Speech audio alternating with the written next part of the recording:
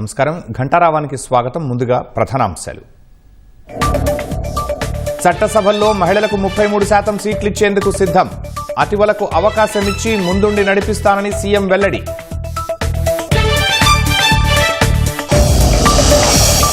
తరాలు మారినా కాలానికి అనుగుణంగా టీడీపీ వ్యవహరించాలి. మహానాడులో రాజకీయ తీర్మానం ఆమోదం.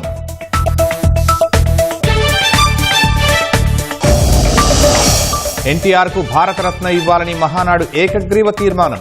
తెలుగు ప్రజలందరి డిమాండ్ అన్న చంద్రబాబు.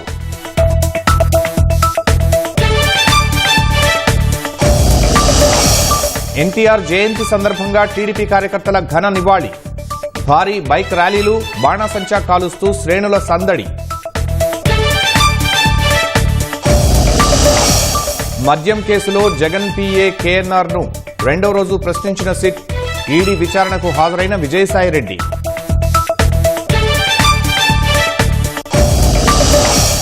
కర్ణాటక ముఖ్యమంత్రి పదవికి సిద్ధరామయ్య రాజీనామా. డీకే శివకుమార్ సీఎం అయ్యే అవకాశం ఉందని ప్రచారం.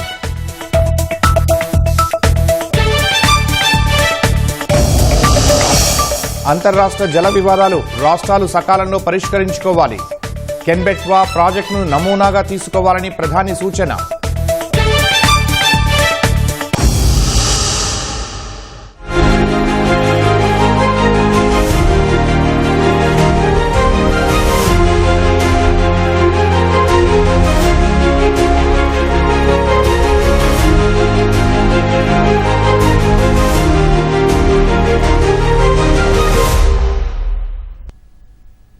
కార్యకర్తే అధినేత, ఇది తెలుగుదేశం నినాదం. మహానాడు వేదికగా ఇది ప్రతిఫలించింది. పార్టీకి కార్యకర్త ఎంత ముఖ్యమో అధినేత చంద్రబాబు ఎలుగెత్తారు. జెండా మోస్తున్నది గతంలో మోసింది, భవిష్యత్తులో మోసేది కార్యకర్తలేనంటూ కార్యకర్తలే పార్టీకి సర్వస్వమని చాటి చెప్పారు. కష్టపడే కార్యకర్త ఆకాశమే హద్దుగా ఎదగడానికి తెలుగుదేశం పార్టీకి మించిన రాజకీయ వేదిక లేదన్నారు. సీఎం అంటే కామన్ మ్యాన్ గా అభివర్ణించిన చంద్రబాబు తన శక్తినంతా ప్రజాసేవ కోసమే వినియోగించాలని సంకల్పించారు. స్త్రీ శక్తి థీమ్తో నిర్వహించిన మహానాడులో తీర్మానించినట్లే వచ్చే ఎన్నికల్లో మహిళలకు 33% సీట్లు ఇచ్చి తీరుతామని స్పష్టం చేశారు. కూటమి ప్రభుత్వం అగైన్ అండ్ అగైన్, గొడ్డలి పార్టీ నెవర్ అగైన్ అంటూ భవిష్యత్ కార్యాచరణపై కార్యకర్తలు, నాయకులకు లక్ష్య నిర్దేశం చేశారు. స్వర్ణాంధ్రప్రదేశ్ 2047 సాధనకు కట్టుబడి ముందుకు సాగుతామని ప్రకటించారు.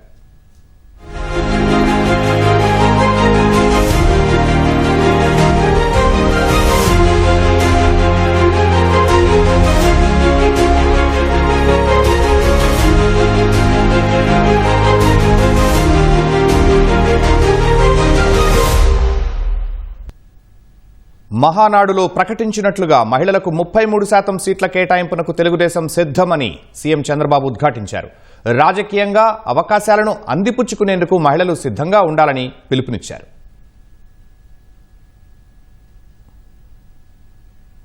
ఈ మహానాడు ఒక సందేశం ఆడబిడ్డలకు అంకితం చేశాం. ఇది మహిళా మహానాడు. మహిళల యొక్క చరిత్ర తిరగరాసిన పార్టీ, ఆస్తి హక్కు ఇచ్చింది తెలుగుదేశం పార్టీ. ఇప్పుడు రాజకీయ హక్కు కల్పించే పార్టీ మళ్ళీ తెలుగుదేశం పార్టీ. మన వర్కింగ్ పార్టీ ప్రెసిడెంట్ గారు ఒక సజెషన్ ఇచ్చారు. 33% కేంద్రం కానీ వీళ్ళు కానీ అన్ని పార్టీలు ఒప్పుకోకపోతే మన పార్టీలో మనం అమలు చేస్తామని చాలా స్పష్టంగా హామీ ఇచ్చారు. నాకు ఏమాత్రం అబ్జెక్షన్ లేదు. మా ఆడబిడ్డలు ఇప్పటి నుంచే సిద్ధం కావాలి. దేశంలో మహిళా రిజర్వేషన్ల కోసం పోరాడతాం. పోరాడి వీలు కాకపోతే ఆంధ్రప్రదేశ్లో మా ఆడబిడ్డలకి తప్పకుండా 33% చట్టసభల్లో సీట్లు ఇస్తాం. సిద్ధమా అని అడుగుతున్నాం మిమ్మల్ని. మీరు సిద్ధంగా ఉండాలి. నాయకత్వంతో ముందుకు పోవాలి. దానికి మీరు ముందుంటే మిమ్మల్ని నడిపించేదానికి నేను ముందుంటానని మరొక్కసారి ఆంధ్రప్రదేశ్లో ఉండే ఆడబిడ్డలందరినీ కోరుతున్నా. ఇది మన బాధ్యత. ఇది అసాధ్యమేం కాదు. 2029 నాటికి యూనిట్కు ₹20 విద్యుత్ ఛార్జీలు తగ్గించి తీరుతామని మహానాడు వేదికగా చంద్రబాబు స్పష్టం చేశారు. గత ప్రభుత్వం ట్రూ అప్ ఛార్జీల పేరుతో ప్రజల నడ్డివిరిస్తే దాన్ని ట్రూ డౌన్ చేసిన ప్రభుత్వం తమదని చంద్రబాబు గుర్తు చేశారు. తెలుగుదేశం కార్యకర్తలందరూ ఇళ్లపై సోలార్ రూఫ్ టాప్ ఏర్పాటు చేసుకోవాలని పిలుపునిచ్చారు. తాను పర్యటనలకు వచ్చినప్పుడు ఇళ్లకు వచ్చి చూస్తానని చెప్పారు. అలాగే ఎలక్ట్రిక్ వాహనాలు వాడాలని సూచించారు. 5 ఏళ్లు ఎన్ని నాటకాలు జరిగాయో మీరు చూశారు. 32,000 కోట్లు పెంచారు, 9 సార్లు పెంచారు. ఒకే మాట చెప్పాం, కరెంటు ఛార్జీలు పెంచమన్నాం, పెంచకుండా మాట నిలబెట్టుకున్న ప్రభుత్వం ఎన్డీఏ ప్రభుత్వం అని చెప్పి కూడా నేను మీకు తెలియజేస్తున్నా. ఇప్పటికే మీరు చూస్తే దగ్గర 38 పైసలు ఆవరేజ్ ప్రొక్యూర్మెంట్లో తగ్గించాం. ఇంత మునుపు ట్రూ అప్ ఛార్జెస్ ఉంటే దాన్ని ట్రూ డౌన్ ఛార్జెస్గా చేసి 4,660 కోట్లు కరెంటు ఛార్జీలు కలెక్ట్ చేయకుండా మనం అడ్జస్ట్ చేశాం. ఒక నిర్దిష్టమైన ప్రణాళిక 2029కి యూనిట్కి ₹1.20 తగ్గిస్తాం. ఇది ఒక కమిట్మెంట్తో పనిచేస్తాం. ఎనర్జీకి, పవర్కి చిరునామాగా ఆంధ్రప్రదేశ్ ఉంటుంది. మీ అందరిని కూడా కోరుతున్న అందరూ ఎలక్ట్రికల్ వెహికల్స్ పోవాలి. మీ ఇంటి మీద సోలార్ పెట్టుకోవాలి. అందరూ ఉన్నారు ఇక్కడ. మీ పొలం దగ్గర కూడా కుసుమ్ కింద పంప్ సెట్ పెట్టుకోవాలి. మీరే కరెంటు ఉత్పత్తి చేయాలి, మీరే కరెంటు వినియోగం చేయాలి. అవసరమైతే ఎక్కడికక్కడ బ్యాలెన్స్ చేసుకునే పరిస్థితిలో మీరు ఉండాలి. ఈ మహానాడు సందర్భంగా తెలుగుదేశం పార్టీ నాయకుడిని అడుగుతున్నా, మీరు ముందు ఆదర్శంగా ఉండాలి. మీ ఇంటి పైన సోలార్ పెట్టాలి. నేను వచ్చినప్పుడు అడిగితే పెట్టలేదంటే మాత్రం మీరు మాట తప్పిన వాళ్ళు అవుతారు. ఈ విషయం గుర్తుపెట్టుకోవాల్సిందిగా మిమ్మల్ని అందరినీ కోరుతున్నా.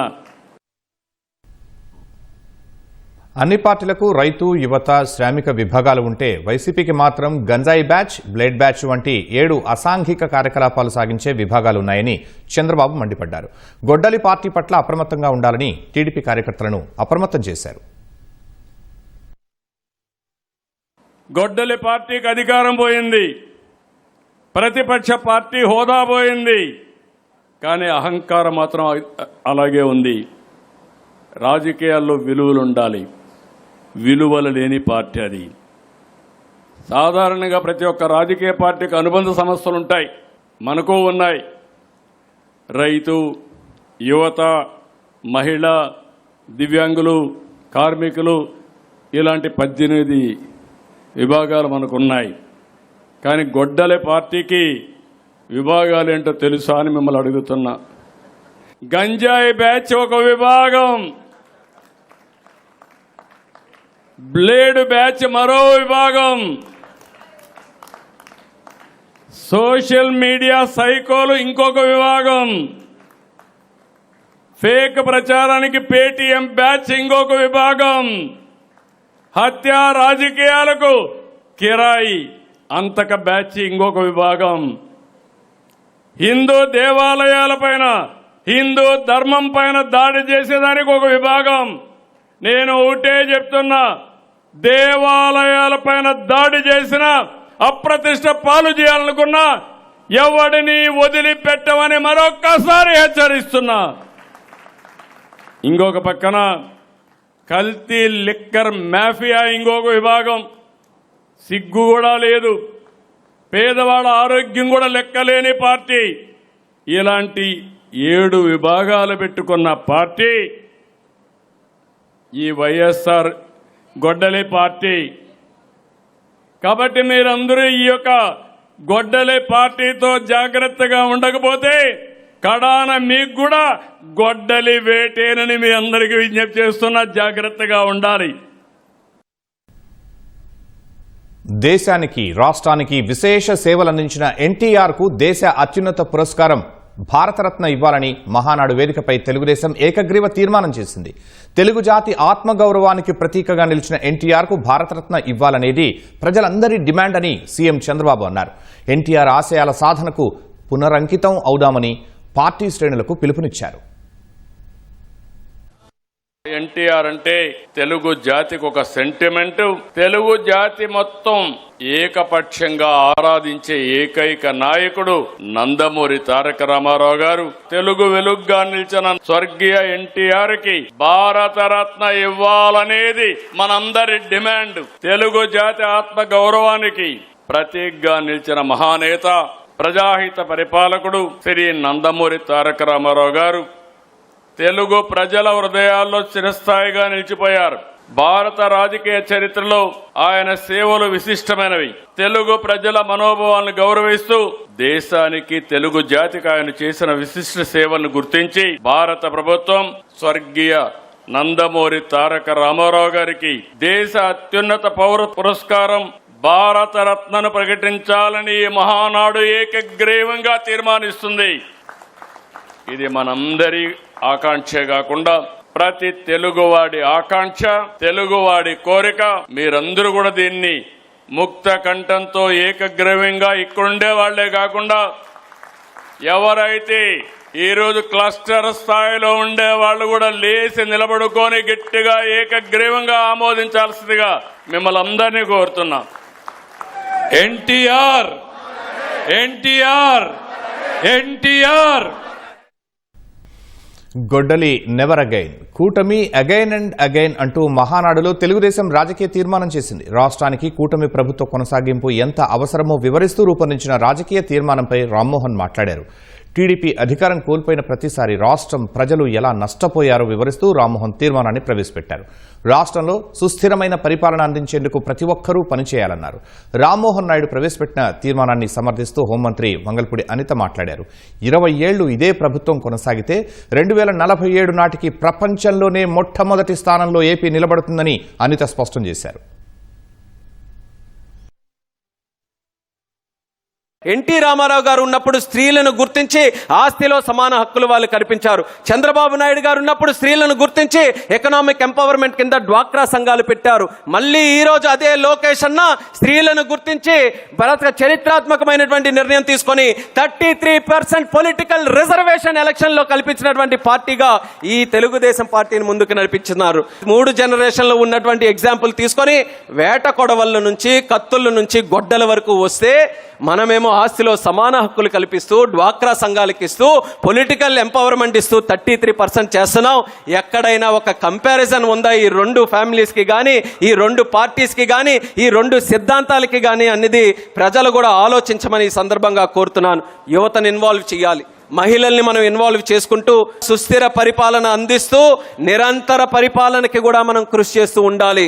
ఈ రోజు మన అందరం చూసాం, అధికారం ఉన్నంత వరకు ఒకలాగా ఉంటుంది, అధికారం పోయిన తర్వాత ఒకలా ఉంటుంది. మా అన్నయ్యతో అన్నయ్య ఎందుకన్నారంటారా, గొడ్డలి పార్టీ. ఆ రోజు ఒక దళితుడిని డోర్ డెలివరీ చేసి చంపేసి డోర్ డెలివరీ చేస్తే అదే చంపిన వాడిని ఇంట్లో పెట్టుకొని కౌన్సిల్కి పంపించి ఈ రోజుకి కూడా రక్షించే ప్రయత్నం చేస్తే ఏం మాట్లాడతాడు ఈ రోజు కూర్చొని. ఈ రోజు మనం అధికారంలో ఉంటేనే నాయకత్వం చేయడం కాదు. ఈరోజు సార్ సిద్ధాంతం ఎలా ఉంటుందంటే అధికారం ఉన్నా లేకపోయినా నేను ప్రజల పక్షాన పోరాడతాను అని చెప్పి ఆ రోజు నుంచి ఈ రోజు వరకు కూడా పోరాటం చేస్తూనే ఉన్నారు. అటువంటి నాయకులు ఉన్న చోట, అటువంటి నాయకత్వం పనిచేస్తున్న చోట దీన్ని నిలబెట్టుకోవాల్సిన అవసరం ఉంది, దీన్ని సస్టైన్ చేయాల్సిన అవసరం ఉంది. మన రాష్ట్రం బాగుపడాలన్నా, మన కుటుంబాలు బాగుపడాలన్నా ఈ ఎన్డీఏ కూటమి గవర్నమెంట్ ఈ రోజు ముందుకెళ్లాల్సిన అవసరం ఉంది. ఇంకో 15 సంవత్సరాలు కాదు, 20 సంవత్సరాలైనా ఇదే గవర్నమెంట్ ముందుకెళ్తేనే 2047 నాటికి ప్రపంచంలోనే మొదటి స్థానంలో ఆంధ్రప్రదేశ్ ఉంటుంది అని రాసి పెట్టుకోమని ఈ మహానాడు సాక్షిగా చెప్తున్నా. ఆంధ్రుల అన్నగారు నందమూరి తారక రామారావు జయంతి వేడుకలు రాష్ట్ర వ్యాప్తంగా పండుగలా సాగాయి. ఎన్టీఆర్ విగ్రహాలు, చిత్రపటాలకు పసుపు సైనికులు పూలమాలలు వేసి నివాళులర్పించారు. నట సార్వభౌముణ్ణి స్మరించుకుంటూ ర్యాలీలు చేశారు. జోహార్ ఎన్టీఆర్ అంటూ నినదించారు. యుగ పురుషుడి పేరిట సేవా కార్యక్రమాలు నిర్వహించారు.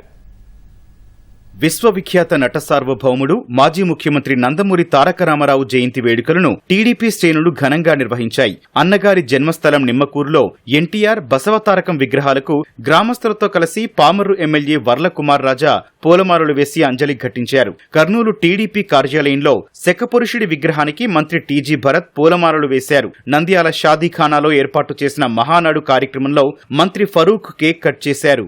విజయవాడ గొల్లపూడిలో దేవినేని ఉమామహేశ్వరరావు కేక్ కట్ చేశారు. గొల్లపూడి సెంటర్లో నిర్వహించిన టీడీపీ వ్యవస్థాపకుడి జయంతి వేడుకల్లో ఎంపీ కేశినేని శివనాథ్, ఎమ్మెల్యే వసంత కృష్ణప్రసాద్ పాల్గొన్నారు. ఏలూరు జిల్లా కైకలూరు మండలం తామరకొల్లులో టీడీపీ శ్రేణులు ఏర్పాటు చేసిన నట సార్వభౌముడి విగ్రహాన్ని బీజేపీ రాష్ట్ర అధ్యక్షుడు మాధవ్, ఎమ్మెల్యే కామినేని శ్రీనివాస్ ఆవిష్కరించారు. కార్యకర్తలతో కలిసి కేక్ కట్ చేశారు. నెల్లూరు టీడీపీ కార్యాలయంలో యుగ పురుషుడి విగ్రహానికి ఎంపీలు వేమిరెడ్డి ప్రభాకర్ రెడ్డి, బీద మస్తాన్ రావు నివాళులర్పించారు. విశాఖ బీచ్ రోడ్ లో నిర్వహించిన అన్నగారి జయంతి వేడుకల్లో ఎంపీ శ్రీభరత్, ఎమ్మెల్యేలు గంటా శ్రీనివాసరావు, వెలగపూడి రామకృష్ణబాబు పాల్గొన్నారు. మార్కాపురం జిల్లా గిద్దలూరు మహానాడులో MLA Ashok Reddy cake cut చేశారు. అనంతరం మహిళలు పసుపు కండువాలు చేతబట్టి డీజే పాటలకు డాన్సులు వేస్తూ సందడి చేశారు. శ్రీ సత్యసాయి జిల్లా మడకశిరలో ఎన్టీఆర్ విగ్రహానికి ఎమ్మెల్యే ఎంఎస్ రాజు పూలమాల వేశారు, కేక్ కట్ చేశారు. పశ్చిమ గోదావరి జిల్లా భీమవరంలో మాజీ ఎంపీ తోట సీతారామలక్ష్మి ఆధ్వర్యంలో పేదలకు దుస్తులు పంపిణీ చేశారు. తూర్పు గోదావరి జిల్లా పెరవలి మండలం ముక్కామలలో ఎన్టీఆర్ విగ్రహాన్ని నైపుణ్యాభివృద్ధి సంస్థ చైర్మన్ బూరుగుపల్లి శేషారావు ఆవిష్కరించారు. తిరుపతి టౌన్ క్లబ్ కోడెలలోని నట సార్వభౌముడి విగ్రహానికి టీడీపీ నేతలు పాలాభిషేకం చేశారు.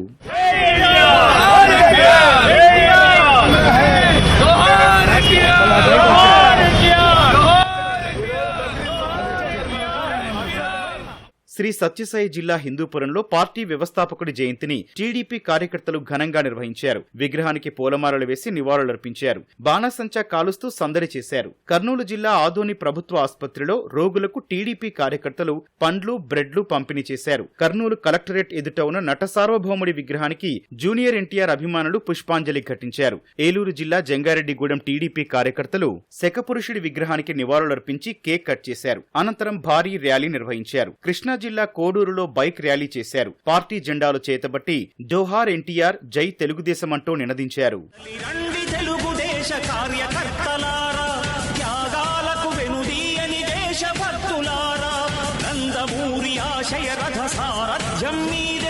చంద్రబాబు స్వర్ణాంధ్రకు నిర్మాతను మీరే.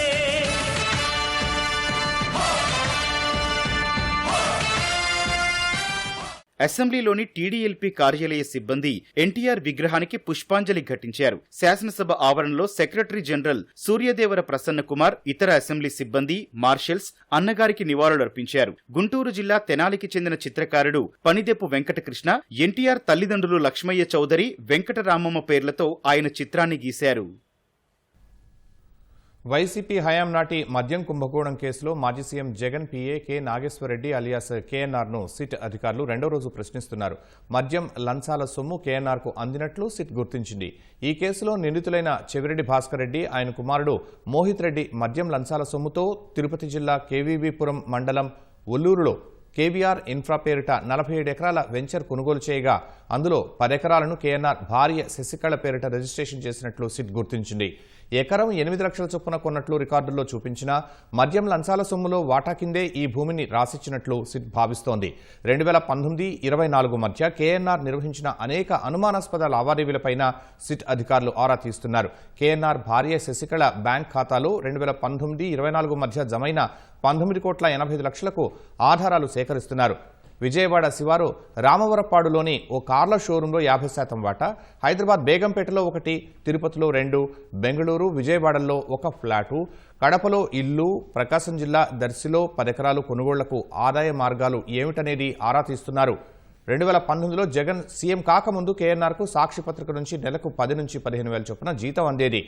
జగన్ సీఎం అయ్యాక అదనపు పీఎస్గా నియమించుకుని ప్రభుత్వ ఖజానా నుంచి నెలకు 2 లక్షల వరకు చెల్లించారు. మద్యం కుంభకోణం నిందితులకు జగన్ అపాయింట్మెంట్లు ఇప్పించడం, లంచాల వసూలు సమావేశాల్లో కీలకంగా వ్యవహరించడం ద్వారా కేఎన్ఆర్కు లంచాల్లో వాటా లభించినట్లు సిట్ భావిస్తోంది.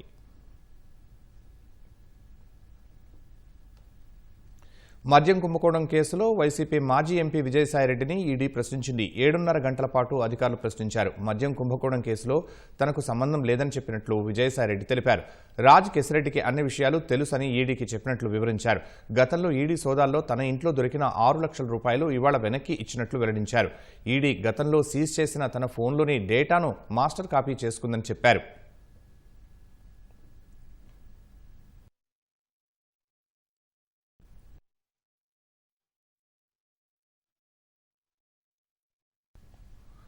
కర్ణాటక ముఖ్యమంత్రి సిద్ధరామయ్య రాజీనామా చేశారు.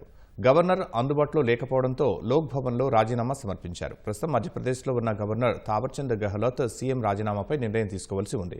అధిష్టానం సూచనతో శాసనసభాపక్షం ఎవరిని ఎన్నుకుంటే వారే తదుపరి సీఎం అవుతారని సిద్ధరామయ్య స్పష్టం చేశారు. జాతీయ రాజకీయాల్లోకి వెళ్లే ఉద్దేశం లేదని తేల్చి చెప్పారు.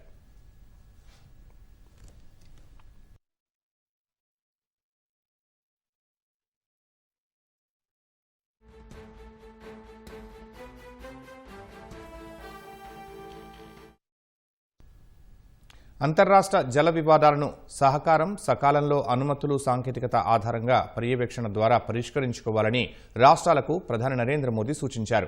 అందుకు తగ్గట్టుగా ఉత్తరప్రదేశ్, మధ్యప్రదేశ్ మధ్యన నిర్మించే కెన్బెట్వా ప్రాజెక్టు ఒక నమూనాగా నిలవాలని ఆకాంక్షించారు. ప్రధాని అధ్యక్షతన నిర్వహించిన 51వ ప్రగతి సమావేశంలో 9 రాష్ట్రాలకు సంబంధించిన 30,000 కోట్ల విలువైన రైల్వే, విద్యుత్, రోడ్ల ప్రాజెక్టులపై సమీక్షించారు. ప్రజా ప్రాజెక్టుల్లో జాప్యం వల్ల వ్యయం పెరగడమే కాకుండా పౌరుల అత్యవసర సదుపాయాలు సకాలంలో రాకుండా పోతాయని మోదీ వెల్లడించారు. కెన్బెట్వా ప్రాజెక్టును నమూనాగా తీసుకుని మిగతా రాష్ట్రాలు అంతర్రాష్ట్ర జల వివాదాలను పరిష్కరించుకోవాలని దిశానిర్దేశం చేశారు.